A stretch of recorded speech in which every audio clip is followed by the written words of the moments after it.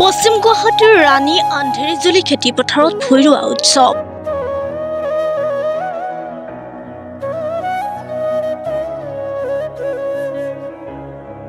ৰোৱনী দাৱনীৰ মাজত উৎসাহৰ ঢল।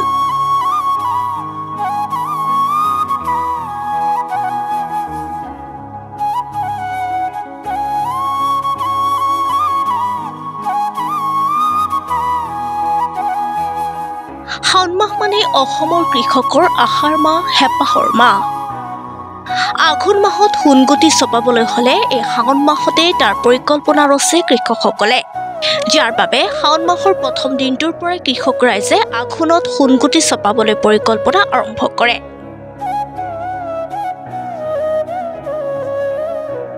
ইফালে ৰাজ্যৰ আন আন অঞ্চলৰ দৰে গুৱাহাটীৰ পশ্চিম প্ৰান্তৰ আজাৰাৰ কাষৰীয়া কৃষি প্ৰধান অঞ্চল হিচাপে পৰিচিত ৰাণীৰ আন্ধেৰিজুলি খেতিপথাৰত চকুৰে মনিব পৰালৈকে ৰোৱনী আৰু কৃষকে প্ৰখৰ ৰ'দকো নেওচি শালি ধানৰ কঠীয়া তুলি ভূঁই ৰোৱা দেখা গৈছে।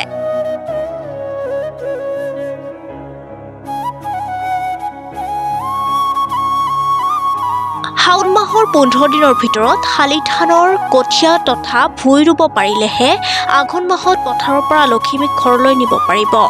শাওণ মাহৰ তৃতীয়টো দিনটো অৰ্থাৎ 19 জুলাইত ৰাণীৰ কাষৰীয়া আন্ধেৰিজুলি খেতিপথাৰত বলেশ্বৰ ৰংপিৰ উদ্যোগত ভূঁই ৰোৱা উৎসৱ পালন কৰা হয়।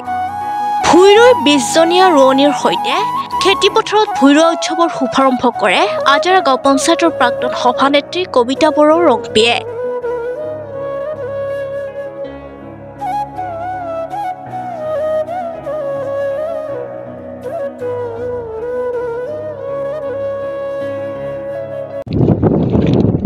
আজি শাওনৰ 3 তাৰিখ, যিহেতু এই সময়ত আমাৰ অসমীয়া পৰম্পৰাগতভাৱে যিসকলে আমি খেতি বুলি কয়, যিটো আমাৰ শালি ধানৰ খেতি, আমি শাওনৰ মাহৰ পৰা আৰম্ভ কৰোঁ। গতিকে আজি শাওনৰ 3 তাৰিখ আমি আজি প্ৰথম গছা লৈছোঁ। গছাৰ কাৰণে আমি আজি 4 বিঘা মাটি আমি ৰুই শেষ কৰিব লাগিব আৰু কৰিমো। আমাৰ যিহেতু ইমানখিনি ৰোৱনী আছে, ভাল লাগিছে। প্ৰত্যেক বছৰে আমি তেনেকৈ খেতি কৰোঁ, ৰং ধেমালি তামচা ফূৰ্তিৰে আমি প্ৰথম গছা লোৱা দিনা অকণমান ফূৰ্তি কৰোঁ, কৰি মেলি গছা লৈ আমি ৰোৱা ফুটো। গতিকে প্ৰত্যেক বছৰে তেনেকৈ কৰি আহিছোঁ। আজি যোৱা 9-10 বছৰেদি আগন্তুক তেনেকৈ কৰি যাম আৰু, যিহেতু আমাৰ অসমীয়া মানুহ আমি গোটেইখিনি, গতিকে এই পৰম্পৰাগত ৰাখি গৈছোঁ।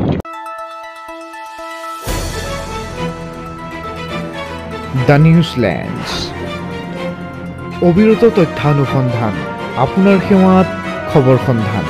দ্য নিউজলেণ্ড।